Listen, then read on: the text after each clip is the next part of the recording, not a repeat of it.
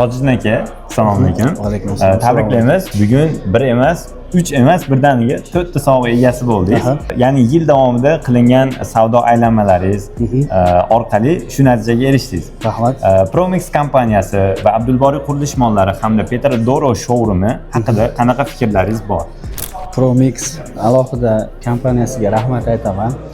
Abdulboriy akam anaqa sababchisi bo'lganiga ham katta rahmat aytaman. Xudo xolasa ishlab chiqarish tavallari Promixda juda yaxshi, sifatli. Endi uyda egalariga ham biz shu mahsulotni ishlatamiz deb boshda aytamiz.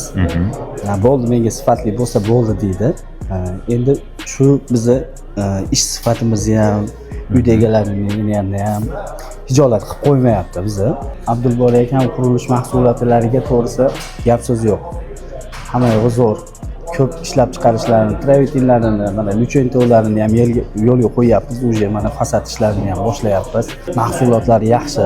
Doimiy ishlab kelganimiz uchun bundan keyin ham ishlab kelamiz, chunki Abdulboriy akam mahsulot ishlab chiqarish tavallari juda zo'r. Boshqa ustalar ham, boshqa masterlarga nima maslahat berasiz? Ya'ni qanaqa qulaylik, qanaqa afzallik tomonlari bor aynan bu do'konda, bu showroomda?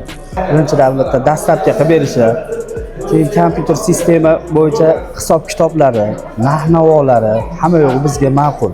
Ishlash sistemasi spiskali bo'lgani uchun uydagisini ham biz hech qachon hijolat olib qolmaymiz. Chunki boshqa joylarga borganingizda qo'lda shuni yozadi, boshqa bo'ladi.